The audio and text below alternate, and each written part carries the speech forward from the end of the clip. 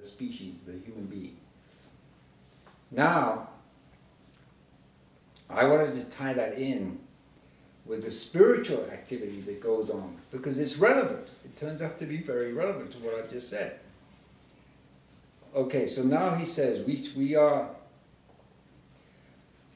must realize clearly how it is that in the depths of winter, the earth, which is, of course, we're just coming out of the depths of winter, the earth, in relation to the cosmos, is self-enclosed, as it were, cut off from the cosmos. During the winter, the earth is, so we might say, holy earth, with a concentrated earth nature. And this is because, actually, during the course of the year, spiritually, the earth breathes. It exhales and inhales. And from the time of high summer to winter, it inhales, and what it does, it draws into itself all the elemental beings that have to do with plant life. You know, the spirit, they call the mineral beings, the water elementals, the air elementals, and the fire elementals. And they're actually given names. There's the elemental beings that live in the mineral kingdom that have to do with the root activity of the plant are called gnomes. The ones that are water spirits are called undines, and the air spirits are called sylphs, and the fire spirits are called salamanders. And in terms of the plant, the water spirit obviously has to do with the sap, and the air spirit has to do with the flower, the leaf growth, and the fire spirit has to do with the plant, the flower and the fruiting. So they withdraw into the earth totally. So it's that's why nothing's happening. You know, that's why the plant kingdom basically goes into a state of sleep, essentially, during the course of the winter time, going from, you know, dies off in the fall, the autumn time, maybe it is, yeah. And isn't it also the most exciting time? right. Right. At the same time. So, but then the fall doesn't have the same. You'll get it. We'll get there. We're going to get to fall. Yeah, because in fall, what happens in fall, I don't know whether I'm going to get into the detail that I can right now, but there's a general description. During the fall, see, during the summertime, we are taken out of ourselves, and we actually become more cosmically oriented. The cosmos comes to meet us, if we are so willing. We go into more of a dreamlike sleep condition as far as our consciousness goes. For us, the most highly awake spiritual time of year is the winter. All right, so we go up and the astral beings, the elemental beings are going up there. They do their dance, which is coordinated with the planetary system and the fixed stars and the constellations. And we go into kind of a dreamlike trance state. And we become visible. Now, how we become visible,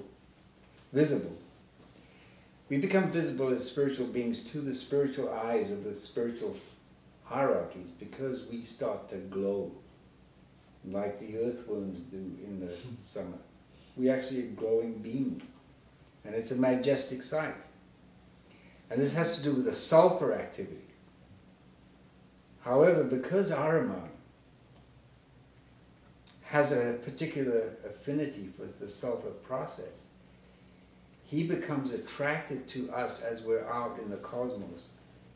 And he starts to wind his dragon body around us in order to ensnare us. So what does Michael do? Michael brings out his sword of iron, and he showers upon the earth the meteors. And these meteors actually have a physical effect, spiritually speaking, on our blood. And is actually a healing force for our bloodstream. So on August the 5th, 7th, 12th, around there, if you happen to be in a place where it's clear, and you don't have the light pollution of the city, you can see literally every few seconds all these meteors. That is the sword of Michael, coming from his heart, which comes into our blood cells, individual hemoglobin, and irons them. This iron has a healing quality, and what it does is dispel the fear, the anxiety, and the hate induced by our mind, and makes us, if we are willing, of course, to be contemptuous of comfort and ease. Interesting. And remember what I said about cloud-shaped works of art. So in other words, what we do and feel and think has an effect in the cosmos and in nature. That's really important to understand. Can you relate that too to your own gardening skills? I mean, Sure. I see a parallel There was a there. very clear example. A guy was writing about his biodynamic farmer, and he took 3 people, and he gave them an area, and he divided it into 3 equal parts, same soil. He gave them all the same wheat to plant, and he got 3 entirely different kinds of wheat. I bet. Well, it's kind of like too that, you know, the book Hidden Messages in Water. Have you heard of the book or seen it, Hidden Messages in Water? Yeah. I mean, it's kind of like that. Even the way you talk to the water is supposed to change the crystal forms. Right, what about the Hopis? The Hopis growing their, waterless growing methods of growing their corn, they sing to the plants. I like that. And how about Master Nobu's thing about putting the seeds in your mouth? Right. Oh yeah. And David describes how, Roy Stevens, who was at one time a Maccabi teaching counselor, well, he still is, but in the widest possible sense of the word Maccabi, enabling him to work and walk and take a hold of things. Now place a complete picture before ourselves. For the summer picture at the time of St. John, up above the grave countenance of Uriel, with his judicial look, his warning mien and gesture, which basically means take care of business, with correct your errors. And drawing near to man and permeating him the mild and loving gaze of Gabriel. Gabriel with his gesture of blessing. So during the summer we have the working together of Uriel in the cosmos and Gabriel in the human being. If we pass on to autumn, we have not the commanding, but rather the guiding look of Michael. For seen in the right light, Michael's gaze is like a pointer. His look, as though wishing not to look inwards, but outwards into the world. His gaze is positive, active. And his sword forced out of cosmic iron is held so that at the same time he indicates the way to humanity.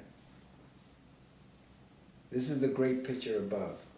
Below at this time, Raphael with deeply thoughtful gaze who brings to mankind the healing forces which he has first, one might say, kindled in the cosmos.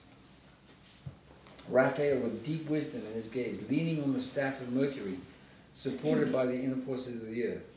Thus we have the working together of Michael in the cosmos and Raphael in the human being. Now we go to winter. Gabriel is there, then the cosmic angel. Gabriel above, with his mild and loving look and his gesture of benediction, weaving his garments of snow in the clouds of winter. And below Uriel, with his grave judgment and warning of man's side, the positions are reversed. And as we come around again to spring, up above we find Raphael with his deeply thoughtful gaze, with his staff of Mercury, which now in the airy heights has become something like a fiery serpent. A serpent of shining fire, no longer resting on the earth, but as though held forth, using the forces of the air, mingling and combining fire, water, and earth, so as to transmute them into healing forces working and weaving in the cosmos. And below, quite specially visible, is Michael coming to meet mankind with his positive gaze showing the way into the world and glad to draw the eyes of men in the same direction as he stands close to mankind, the complement of Raphael in the spring. So there you see we have the picture. Wintertime, Gabriel above, Uriel below. Spring, Raphael above, Michael below. Summer, Uriel above, Gabriel below. When it means below, it means actively within, working within the human being. And in the autumn, the fall, Michael above and Raphael below with man. Okay, now we shall go further.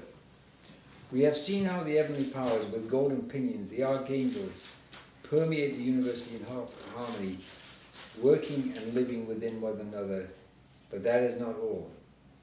Let us look at Gabriel.